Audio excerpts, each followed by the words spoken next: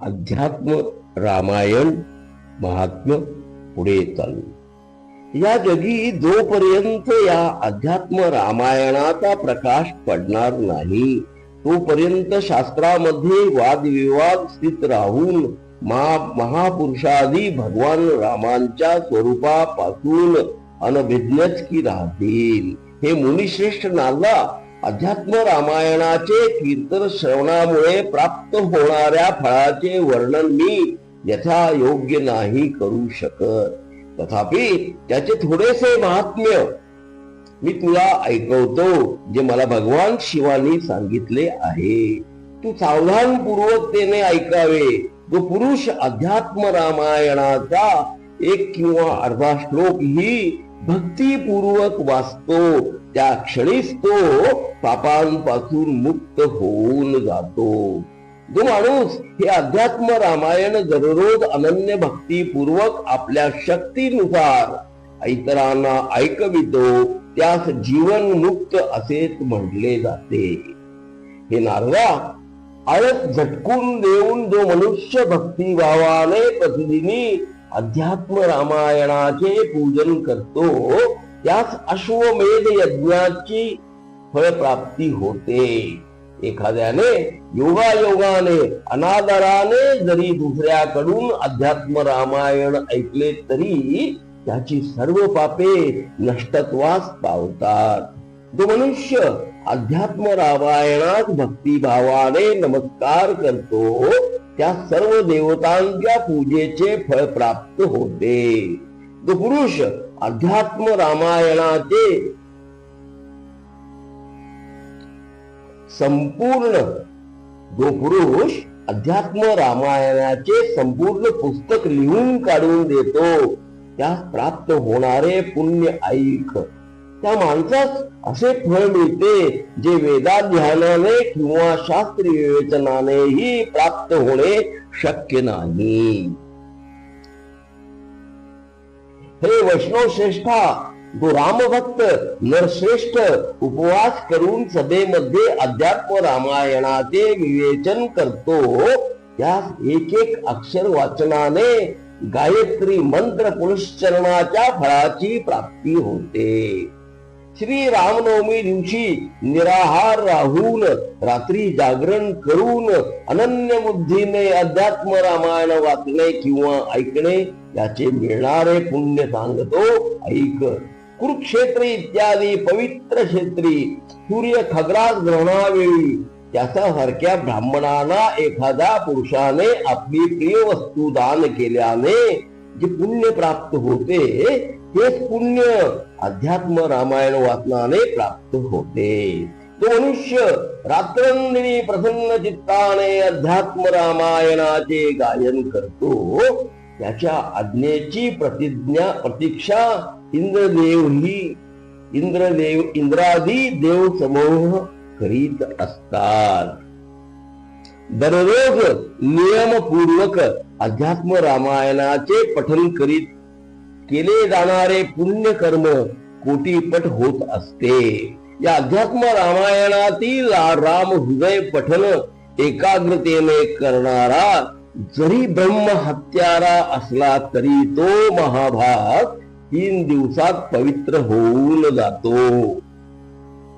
हनुमंताच्या प्रतिमेजवळ मौन धारण करून 3 वेळा श्री राम हृदयाचे पठन करणारा त्यास अवश्य ती सर्व इच्छित फळाची प्राप्ती करून घेतो. तुळस किंवा पिंपळ वृक्षाजवळ श्रीराम हृदयाचे पठन करणाऱ्याची प्रत्येक अक्षराबरोबरच याची ब्रह्महत्यासारखी पापेही नष्टत्वास जातात. हे नारदा, श्रीराम गीतेचे महत्व तर फक्त महादेवच पूर्णपणे जाणतात. त्यातील अर्धे महात्म्य माता पार्वती जाणतात आणि त्यांच्याही अर्धे महात्म्य मी जाणतो. हे महात्म्य मलाही संपूर्णपणे जाणणे सांगता येणे शक्य नाहीत. त्यातील थोडेसे मी तुला सांगतो. ते जाणल्यामुळे माणसाचे चित्त त्याच क्षणी शुद्ध होऊन जाते. हे नारदा, श्री रामगीता पठन केल्यामुळे जे पाप नष्ट होतात ते या जगी कोणत्याही तीर्थक्षेत्री जाऊन नष्टत्वास पावत नाहीत. श्रीराम गीता पठनाने नष्ट न होणारे पाप तर मला शोधूनही सापडले नाही. भगवान श्रीरामाने उपनिषद रूपी सागर मंथन करून जे गीतामृत काढून मोठ्या प्रसन्नतापूर्वक लक्ष्मणास दिले, त्याचे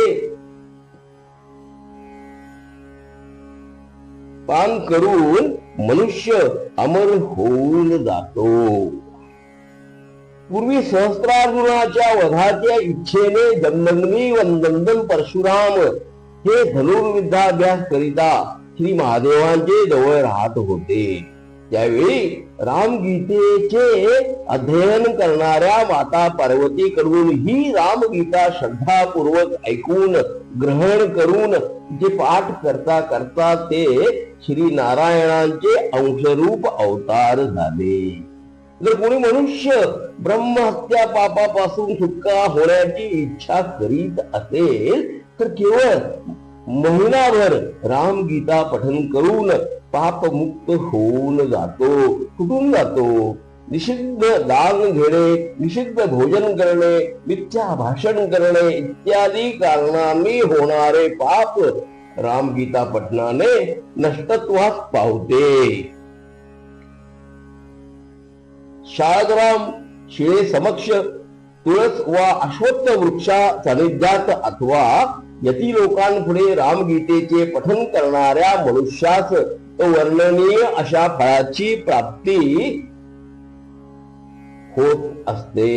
श्राद्धामध्ये भक्तिपूर्वक रामगीता पठन करून ब्राह्मणांना भोजन करविणाऱ्या मनुष्याचे सर्व पितर भगवान विष्णूंच्या परमधामी जातात. एकादशी दिवशी निराहार आणि जितेंद्रिय राहून द्वादशीच अश्वत्थ वृक्षाखाली रामगीता पठन करणारा मनुष्य हा साक्षात रामरूपच की होऊन जातो. सर्व देवही त्याची पूजा करतात. दान न देता, ध्यान न करता वा तीर्थस्नान न करता ही जो कोणी पुरुष द्वादशी दिवशी अश्वत्थ वृक्षाखाली रामगीता पठन करतो त्यास त्याचे अनंत पटीने फळाची प्राप्ती होते. हे नारदा, या बाबतीत अधिक काय सांगावे? खरे पाहिले तर श्रुती, स्मृती, पुराणे, इतिहास इत्यादी शेकडो शास्त्रे ही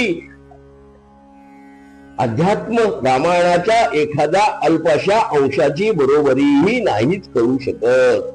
अध्यात्म रामायणाचे हे महात्म्य श्री ब्रह्मदेवानी मुनिश्रेष्ठ नारद महर्षींना सांगितले आहे.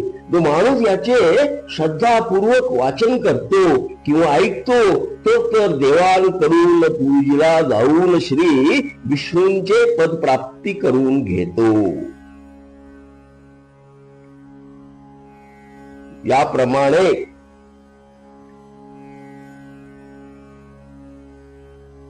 महात्म सफल संपूर्ण. घ्या श्रवणानंद. हरिओम तत्सत. हरिओम तत्सत. हरिओम तत्सत.